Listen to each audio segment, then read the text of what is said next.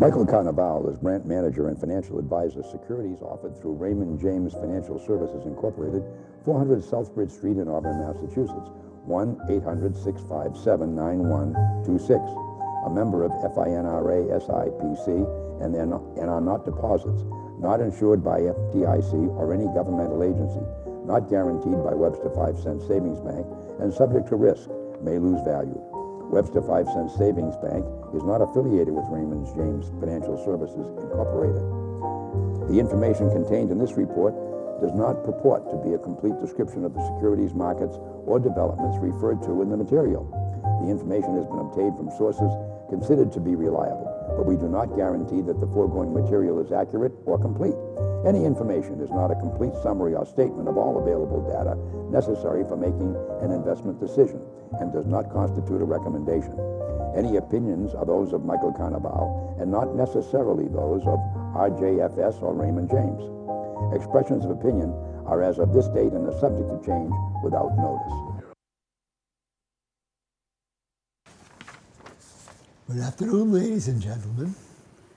It's time for our monthly tete-a-tete with Mike Carnevale, Raymond James representative, and he economically or financially is here to tell us, like Wayne Gretzky said, you want to know where the puck is going to be, not where it is. And so Mike is here to tell us what's happening. I'm your host, Richard Morchoe. Mike, it was a good month last month. Second month in a row. We had the big rally off the yearly low of September 30th, and October was up big. November continued that. Dow's up 6%, back over 34,500. So we're less than 2,500 points from an all-time high. But during those dark days of September, we're up almost 6,000 points.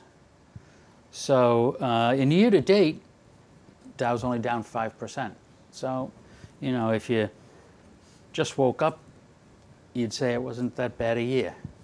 Down 5% after what we saw in 20 and 21, which were both very good years. Interest rates are starting to fall again. During the month of November, most Treasury yields peaked at over 4%, almost to 4.25%. They're all down under 4%, and they're closer to 3.5% today. So, number one, people who think interest rates are going to keep going up and inflation is going to keep getting worse and worse, Treasury market's not saying that. So I think we mentioned this maybe a month ago. I think we got to start thinking things are going to be better rather than getting worse.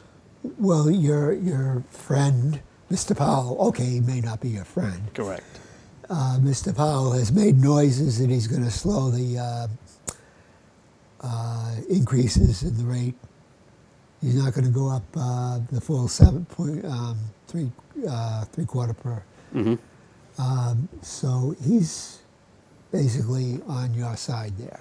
We'll see on December 14th when they meet. But you're right, the likelihood is the next rate increase will be 0.5%. And then, who knows? That might be it for a few months.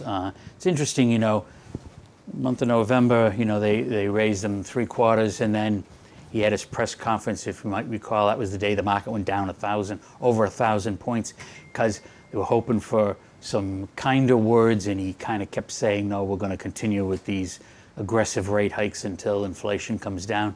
So a lot has changed since, in the last 5 weeks or so. Number one, we've had an inflation report come out that shows that inflation is going down.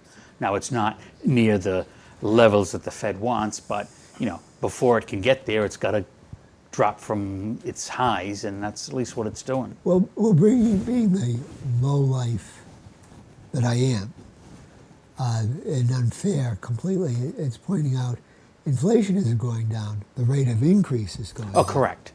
So, right. Right. What a terrible person. You are. I mean, you don't want the other thing, because that would be the worst case scenario, where prices were actually falling. Oh, I'd hate that? Yeah, okay. All right, well, That would be a negative. That would be a big negative. all right, all right. Now, we are recording this on a very famous date in history. Yep. It's December 7th. Now, that is a day that lives in infamy. Mm-hmm. Well, right now, what's going on in that stock market, it isn't as wonderful as it was. It's been going down this last week as we're in December. December, correct. Things, and in fact, it's going down fairly quickly. It's all relative. I mean, This is the Depends on- sunniest disposition. depends on where you want to start from. If you want to start from September 30th, yeah, I'd take 6,000 points out and then lose 1,000. If you're starting from December 1st, yeah, it's down. All depends on where you're starting from. I mean, things don't always go up, and in the darkest days of September, things didn't always go down either. I don't think anything's changed. Day to day, you shouldn't really get excited. Day to day. Day to day. But the last, 5 days? How many days? Yeah, that's 3 or 4 days 3 or 4 anyways. days. Well, how many days has it gone up this month? So here I am. This is not Maybe a bad. day or two. Okay. So, but this happens. I mean, Yep. You've made the point that December is it's January. We will look back at this, Correct. and if December is a down month, Mm-hmm. it is time to panic a little, because this is heretofore almost always a good month. Yeah, historically, December is the second best month of the year. That's followed by January as being the best month of the year. But that doesn't mean, and the last 3 Decembers have been up. November historically has been the third best year, and 6 of the last 7 Novembers have been up. So this is a historically strong time of the year. That's why they have that saying, you sell in May, come back on the end of October, and then the following 6 months, 7 months tend to be pretty good on average. Okay, so I will take off my Dr. Doom cap and let's look at the technicals. I would. So we've had a 6,000 point rally. So, on the short term, where do you think things can go? Well, I'd like to look at the technical indicators, and there's hundreds of these, but, there are 3 or 4 big ones that, you can look at, every day if you want. And they tend to give an indication of what short-term sentiment is. So, you've had a big rally. Common sense would say, well, what do you think the indicator says? They've probably gotten weaker. And that's exactly what's happened. The 200-day New York Stock Exchange moving average, that's the average price of a New York Stock Exchange listed companies over the past year, 200 trading days. It was at 32% a month ago. Now over half the stocks are above their average price. Fair value is somewhere between 40% and 70%. So we're kind of in the lower middle of that. Saying that, yeah, on the short-term basis, stocks seem, according to that indicator, seem to be fairly valued. Then we look at volatility. We want to see high volatility because, when do people panic? They panic when prices have fallen, and that generally indicates times of very volatile events. A month ago it was at 25, today it's 19. Historically, anything under 20 is considered less volatile. That's a negative reading. Low volatility is complacency, and so you don't want to see that. Then you got the stochastic oscillator. This is probably the most important indicator right now, because that gives takes the price of a stock or an index relative to its recent low and recent high points. And it's rated from 0 to 100, 100 being the worst possible rating. A month ago it was 61. We've had a big rally, so what would you think the number would be, higher or lower? You would think the number probably is going to be higher, and it is. It's at 96. Now you want to keep in mind 100 is the worst possible rating. So these technical indicators say that it's been great the last 2 months, but it's taken its toll on short-term potential. So wouldn't be surprised if in the short term, and you don't know what that means, that could be, a week, a month, 2 months, but the next direction probably is going to be flat or down, as opposed to a continuation of this upswing. So as you had said, right, the market's been down in the last few days. You shouldn't be panicking, because the indicators are saying that that's a likelihood. And that's what I kind of look at, and I think what people should look at to be able to, adjust their expectations.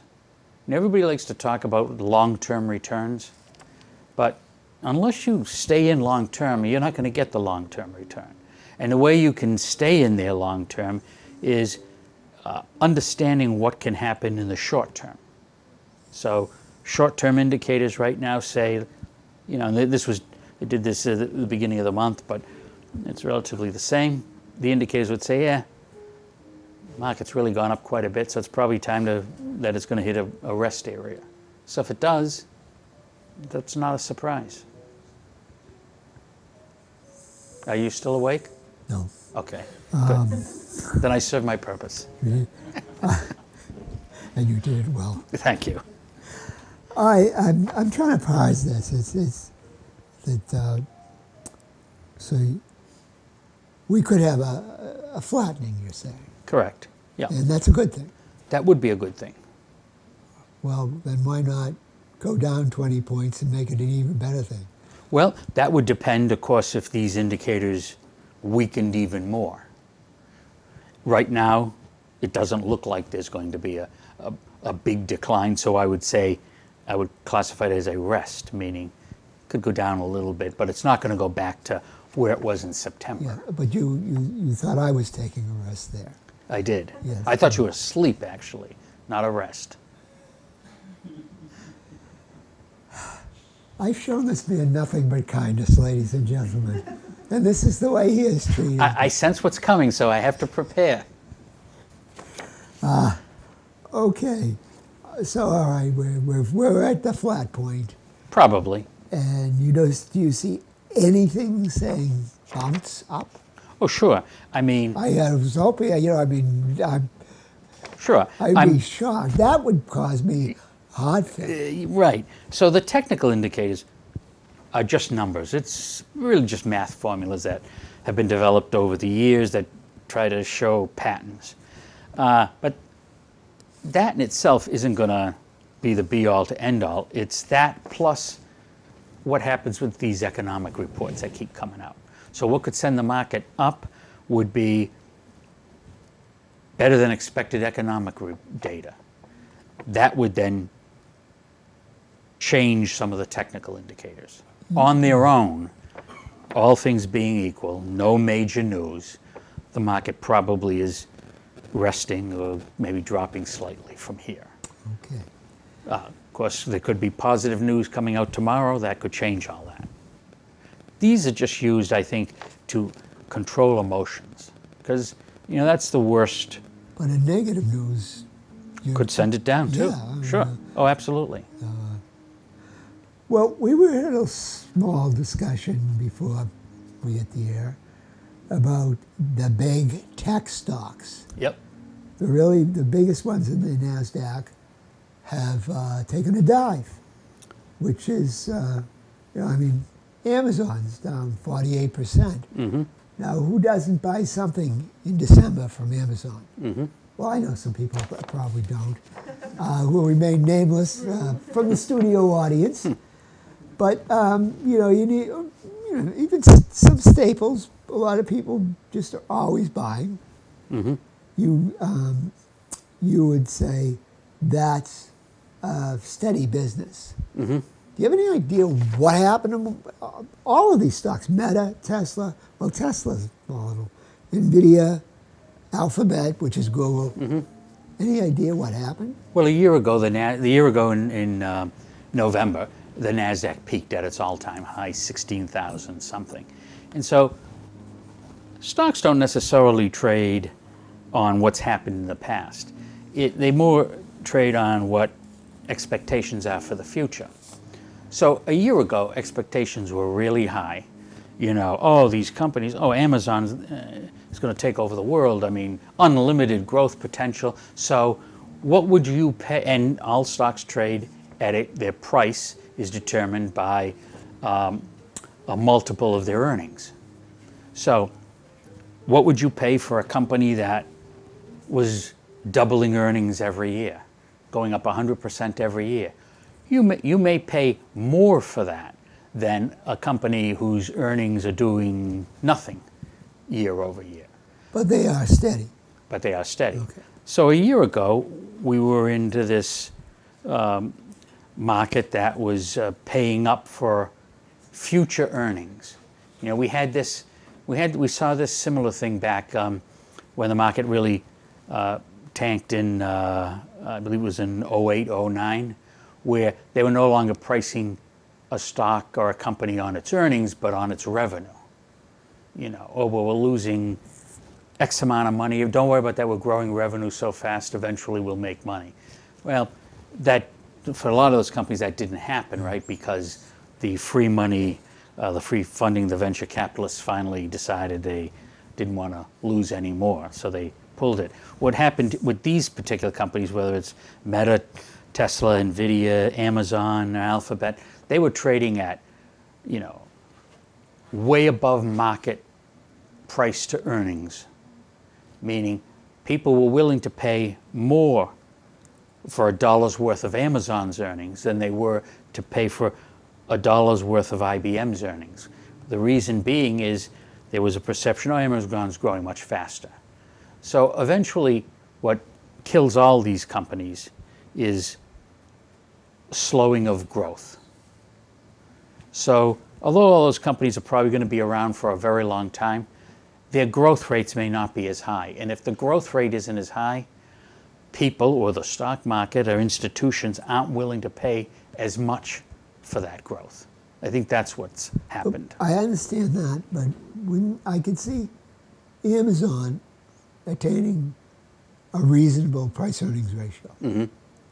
Something like Meta, that's going down. That should be losing market share. Mm-hmm. And Alphabet as well. But Amazon should reach a level and be steady. And NVIDIA, if it is really a good chip company, well, that goes with the technical economy. Yeah. You know, if we need more chips, come on, NVIDIA, produce them. You're right with that. The point you haven't factored in is the percentage growth year over year. There comes a point where Amazon is selling to everybody, so they can't. There's nobody else to sell to.